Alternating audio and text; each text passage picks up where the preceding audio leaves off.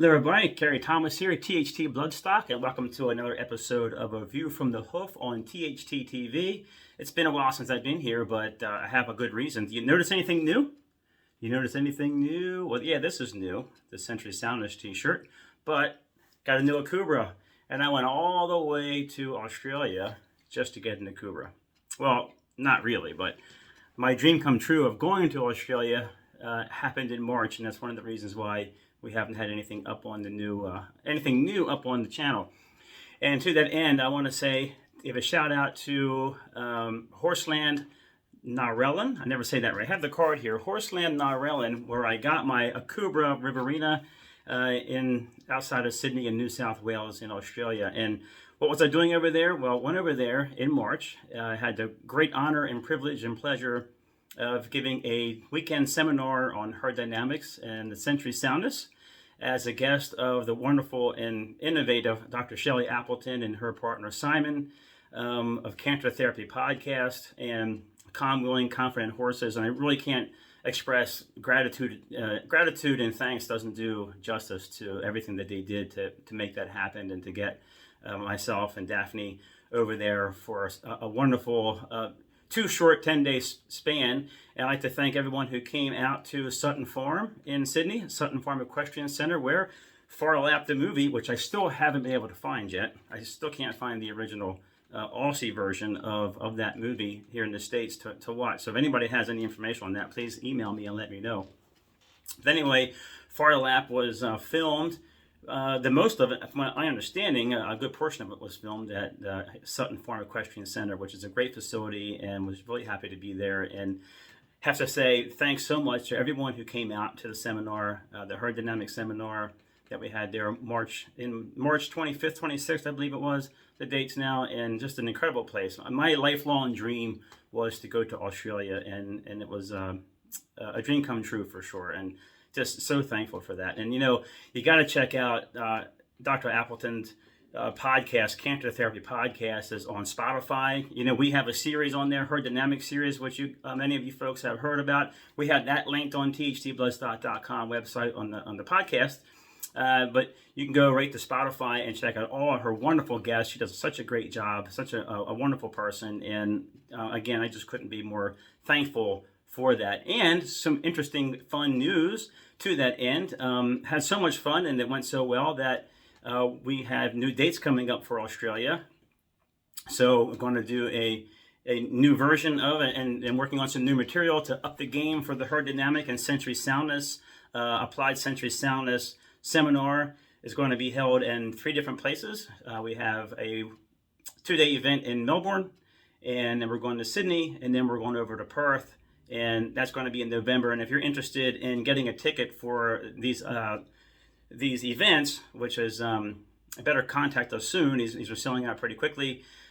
Give me an email, shoot me an email, info@thtbloodstock.com, events, and we can get you information for that. Or you can go to Calm, Willing, Confident Horses and email them and get some dates in there. You can go through their November calendar. But if you're interested in getting to an event, it's going to be awesome. We got some really cool stuff coming up. I'm working on some really fun, awesome material. I'm so excited about to advance the education process when it comes to herd dynamics and the Century system, the Century Soundness. Working on Century mapping.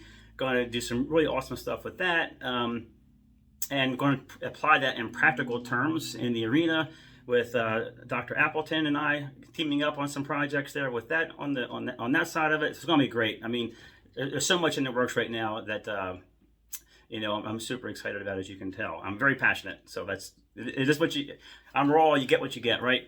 Also, to that end, I'm working on something new. I've been asked over the last several years about new books and courses and stuff like that. So I finally decided over the last month to start working on a herd dynamic education course. And I'm working on the first one right now. I'm hoping to have it finalized by the end of this month of May and have it available sometime in June on herd dynamic structure, the introduction part of all this. We're going to be going into, of course, Century Soundness, riding with fluency, coaching the psychological athlete. We're going to be talking about all kinds of different things as we go forward with all these different course titles. So You can check out the titles as they come available. You can email me, or you can ask to join the private group on Facebook. Century Soundness and Herd Dynamics with myself, Kerry M. Thomas. You can ask to join that if you're interested, and you can always email and check that out.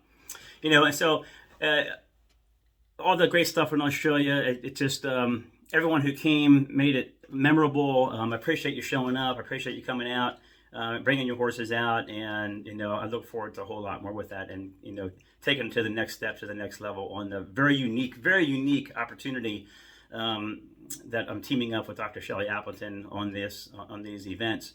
So it's pretty special. Space is limited. I wouldn't miss out. If you're interested in that kind of thing, it'd be worth checking out. So to that end, you can email. I said if you're interested in attending an event, or if you'd like to host an event, a seminar anywhere in the world, feel free to shoot me an email, and let's give it a chat. Now, here we are the few days after the Kentucky Derby, and I just wanted to touch upon that as well. It's this was the 13th year that I have that we have provided at THT a Kentucky Derby herd dynamics patterns of motion analysis that this year, as it has been for the last several years, has been distributed through Churchill Downs subsidiary company, Brisnet, and we certainly appreciate that collaboration and them guys putting it out for us and all those kind of things. And for me, it's never been about the betting or punting and the handicap and whatever you call it. For me, I don't even bet. I don't bet the races. I don't bet the horses. I'm in it for the passion and the love and the understanding. And my perspective has always been, I've done these reports because I've always wanted to help bring the herd dynamics. I wanted to bring who the horse is, who the horses are as athletes, but who they are as horses as well, right off the TV screen and right into your hearts. I wanted to bring the very unique reality that these are very singular athletes with their own sensory systems, their own way of managing stress, their own psychologies that run. They operate the machine. The sensory system operates that machine, and how does that work, and how do they handle the performances? And for me, it was a chance to shed light on the horses for who they are, and not just what they were doing. And that was always been my driving passion. This year was our 13th year doing the Derby profiles this way, and they are archived on the website at Big Race Analysis. I'm going to be putting up the 149th running of the Derby here soon. It should be available by the time this goes live. And each year for the Derby, we've done it many different ways and different things over the years of presenting the information for people to enjoy and to be able to use in their punting, as well as educating them on just regular fans of horses like myself who want to learn more about the horses. So each year I write an introduction. And this year's introduction piece is called Performance Driven by Emotion. And I'm going to make that available in its separate form on the website in the PDF. I encourage you to check that out. I'm going to post a link on this page at the bottom here, I think, or it'll be on the website front page. You can look for the PDF download. I'm going to offer that introduction because I think it's really important. I put a lot of things in there that are multiple discipline related. It's not just about racing for me. It's about being, for me, responsible horsemanship is digging deeper into who the horses are, how efficient they are, how can we better understand them to create better environments for them, whatever the discipline may be. Because the bottom line is, if the horses cannot manage the psychological and emotional demands of becoming athletes, then it really doesn't matter much, right? It doesn't matter a whole lot what kind of physical horse you have, what kind of pedigree you have. If the talent is there, yes, that's great. But if the psychological fortitude isn't there to maximize that talent, and it goes beyond racing. It goes into every single discipline, and you really have to look at the horses for who they are and compare that with the goals that you have set for them. It's such a vital relationship. It's who the horse is, what the goals are. Sometimes there's a great disparity between those two things, and it's up to us. It's not up for the horse to understand us. It's up for us to understand our horses. And so herd dynamic profiling over the years has been very profound in providing that information for clients around the world in different disciplines. Racing industry notwithstanding, of course, in the Kentucky Derby is kind of its own thing that we do each year. And I don't know, I've been thinking that, maybe this year is my last year of doing it. And it has been 13 years. I don't know if I'm going to do it again. And if I do it again, I don't know if it's going to be on the same platform. I'm really kind of tossing around a few different ideas because, like this year, I gave it performance tiers, and we try to put these horses in tiers of probability of success on that day of the Derby. What do they have the herdodynamic strengths that outweigh the weaknesses of their opponents, and combine that with the physical talent, and what is the probability of these horses being successful on Derby Day? Now, obviously, it's a race; anything can happen, and we're only getting a chance to view these horses on film.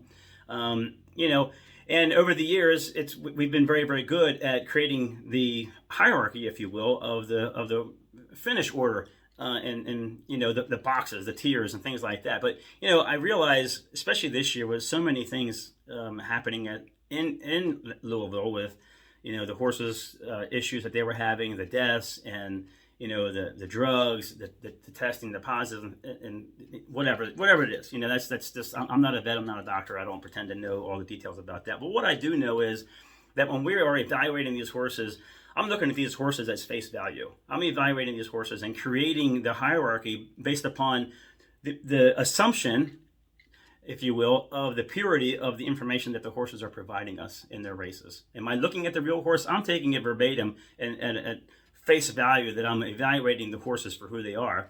And there's a human element involved all the time, and it's hard to work around that sometimes. I can identify the characteristics and the tendencies and the growth patterns that we're seeing, but that's what we're seeing. And sometimes it's in the back of your mind always, well, is this really for real? Are we really seeing this? Is this growth pattern actually accurate?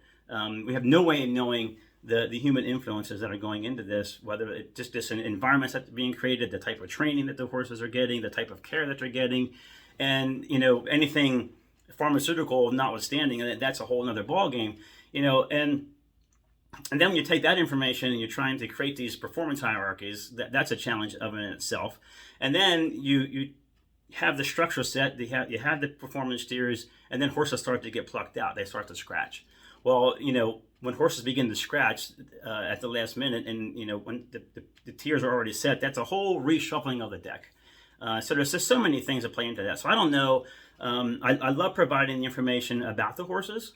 I love providing the information about what we're seeing in the horses, and I want to be a participant in new thought processes about the horses, because to me, if we want to preserve and even enhance or save the integrity of the equestrian industry, even as a whole, not just racing, but as the equestrian industry, to me, you have to preserve the integrity of the horse. And you do that, in my opinion, by always putting the horse in front of the performance. Put the horse out front first and then work your way back. To me, that's how you preserve the integrity of the industry itself, whether it be racing, whether it be dressage, show jumping, eventing, I don't care what it is. To me, it's about preserving the integrity of horse is putting the horse ahead of the performance. Look at who they are first and understand who they are first and work with that. Work with the natural herd dynamics. And so I want to say thanks to everyone who's supported our product this year. Again, you can check this year's product out. The 2023 Kentucky Derby on Big Race Analysis section. The whole thing will be there. And like I said, the paper, the introduction to that this year was Performance Driven by Emotion. I took the original pieces of that, the original part of that, and I'm going to make that its own download so that you can check that out, because not everyone wants to go through the whole entire profile. But I think that this paper, this essay, this opinion piece of mine, is something I really want to share, and I want to get out there, and I want you to have a chance to read it if you're interested. So, thanks for being here. Thanks for being along for the ride. Like I said, I don't know if it's going to be my last year doing the Derby. I really can't say. Probably not. Probably not. But I'm not sure if it's going to be in the same format. I may rethink how we present the information, and how I can do continue to do a true service for the horse. Because to me, my responsibility as a professional in the equestrian industry is to be horse first in everything that we do. That mindset has to come first. And if you can't do it ethically, then just don't do it at all. I'd rather go flip burgers than to do my business unethically. It's just not going to happen. I love horses. This is the reason why I'm doing this. This is the reason why I go through the struggles of surviving in this industry is because I have a passion for the horses, and I want to continue to learn so that I can help represent them and help be a voice for who they are and their treatment, and how we understand them and affects how we train them and how our relationship is with them. So that's what I wanted to share with you. Thanks for being here. I want to say too, don't forget to check out the website. We have all kinds of new updates there. Look at the services. We have thoroughbred racing and breeding. We have sport and pleasure horse services, and we have equine PTSD and trauma assessment services. So check all those out and let us know if we can be of any help to you in any way. A lot of our work services are available through video, so it's a very, very handy and cost-effective way to provide information for you, and that you can put profiling and sensory soundness and herdodynamic profiling to work for you. And information is very empowering. More information is very empowering. If you're not thinking forward, you're already behind. That's a simple fact. So email us if you're interested in the seminars coming up in November, or if you want to have a seminar or any kind of event, you're interested, shoot me an email. And if you're looking for dates, looking for tickets, let us know. And now let me see if I can get this thing to work. I have this little button here, and half the time I can't get it to work to turn this thing off. So wait, try it again. We'll see if it works. All right, thanks for being here. Take care now.